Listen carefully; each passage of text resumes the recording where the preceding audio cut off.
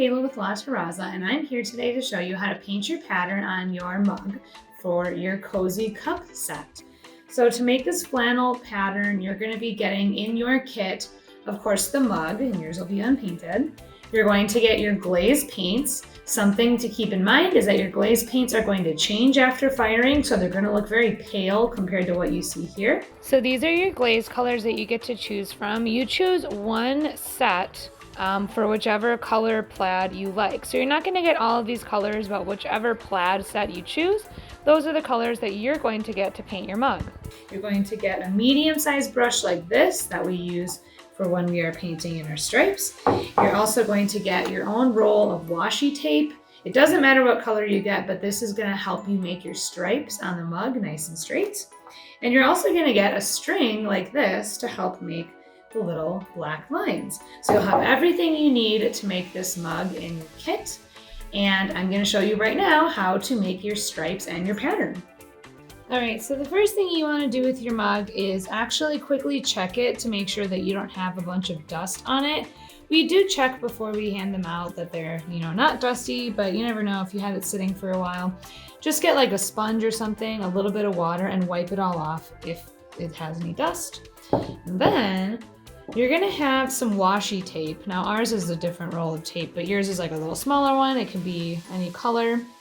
And what we wanna do is we wanna start taping off our vertical stripes.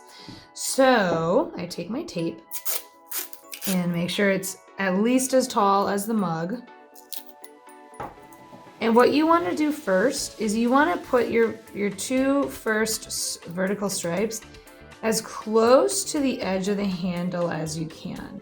So I don't want to do like that.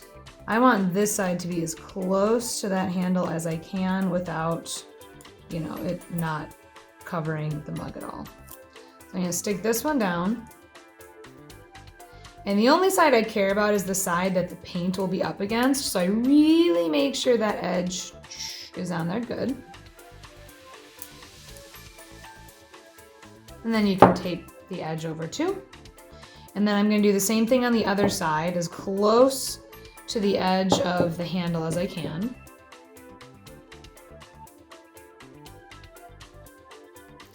Okay, so one thing that you can do when you're making your stripes that kind of helps to make them more even and make sure you don't end up with like one part that's really small and one that's really big is whenever you do like one stripe, you want to do the same thing on the opposite side. So I'm going to go ahead, take some tape.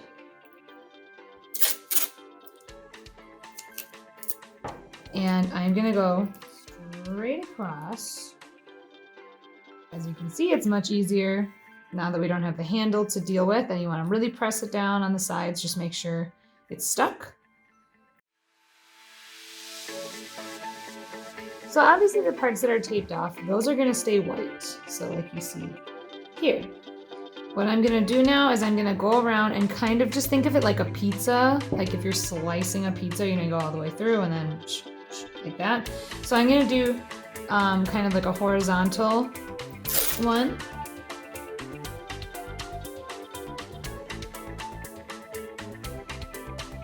And now I'm going to make one kind of in the middle of each of my leftover sections.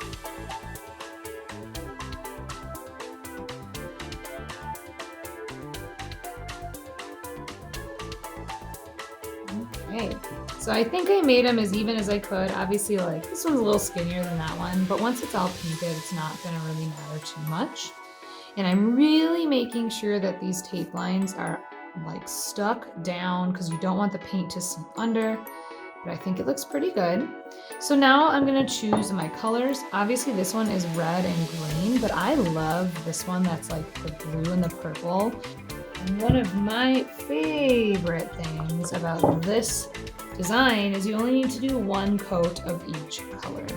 So you can really start with whichever color and whichever stripe. I'm just going to start right next to the handle. I'm going to get my purple. And I'm going to paint up and down in this section and fill that in. I do recommend you only do your brush strokes vertically because you will see them. See on here, you can see it a little bit.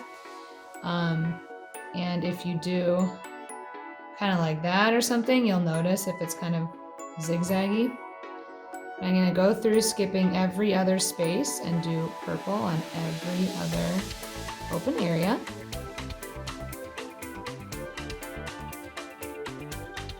I'm going to wash my brush out so I can do my next color. If you have like a cup for water, you can just rinse it off in there and then dry it off on a paper towel, a sponge, whatever. And now we do our other color in our empty spaces.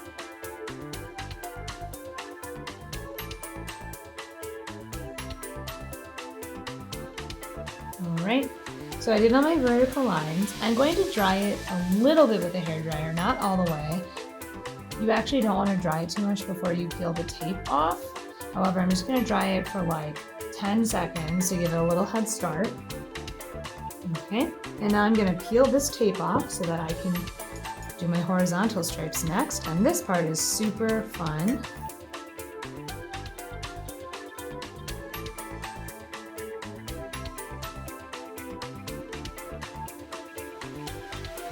Now I have my stripes. They look really nice and straight. I'm going to quick dry it all the way with the hairdryer. You'll notice the colors are going to get really light and chalky, and if you notice here, they're much darker than what you see here. After they fire, they are going to change a lot, so don't feel like you did something wrong if the colors are too pale. That's just how they are before they get fired. So now my mug is just missing the horizontal stripes. If you look on this one, there's 1, 2, 3, 4, and the first and last ones are at the top and the bottom, so that's kind of an easy way to start. They also kind of line up with the top and the bottom of the handle, so that can help you too. So I'm going to take this tape, and you don't have to get enough to go the whole way around. In fact, it's kind of hard to do it that way, so I don't recommend you try to go all the way around in one go. But we're going to take this, and we're going to have this touch the handle where it ends. And I'm going to try to have it kind of be like the color goes right up to the top of the handle. So I'm going to carefully try to look at the amount of space between the tape and the top. I'm trying to make it even. And then when you smooth it down, you can get a little bit more tape so that you can finish up your stripe.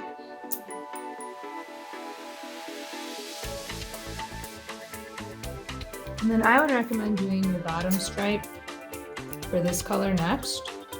And you just do it the same way.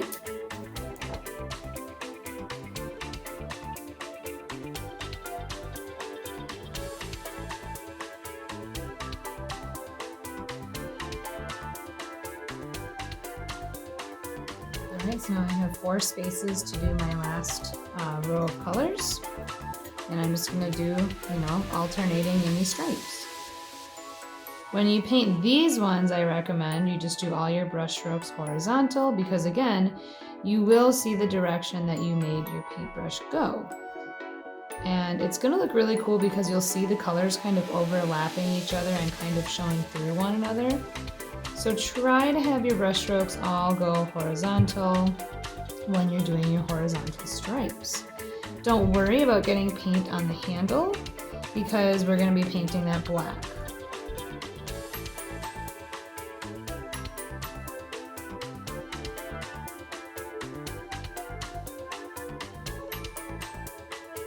Alright, and I'm all done. I'm going to give it just a little bit of a blow dry, not too much.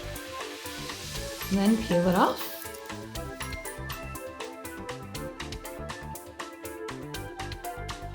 And that looks pretty good. I'm going to dry it all the way till it's all light and chalky. And then our last step, before we do the black on the inside and the handle, is our black stripes. Of course, you could freehand those with a brush, but if your hand's a little shaky or you just don't want to do that yourself, we have this string for you that you can use to place the black lines. And how we did it on the example is the black lines go through the sections that have the white showing. You can either paint directly on the thread. However, what I like to do is on like a paper plate or something, put a little of the black paint out and kind of spread it out. Make sure it's nice and thick. If it's really see-through, it's probably not going to work too well. And you can kind of dab it in the paint like this, up and down a bunch of times. If you just rub it around, it doesn't seem to work too well. And then when you pick it up, just be careful it doesn't like turn. And then you just lay it down in the white section. And it is okay for it not to be completely solid. Obviously, if you want it to be completely solid, painting it might be a little bit better choice, but I kind of like the character that the string gives to it. And then just every single time you want to do another line with it, re-dip it in your paint.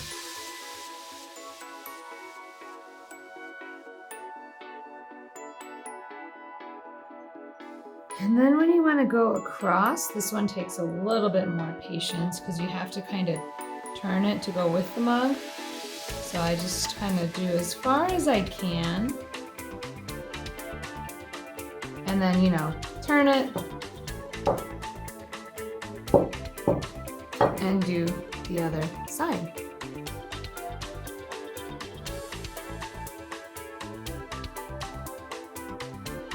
And I am all done with my black lines now. I think it turned out pretty good. The last step, of course, is to paint the handle and the inside black. When you do that, you want to use this brush that you have and do 2 coats. So paint it, let it dry completely, and then paint it again. And if you want to, you can paint the bottom. It could be black, it could be this color that you have at the bottom. It's totally up to you. I'm not going to do that step for you because I think you guys can figure it out. But that is how you make your plaid flannel mug.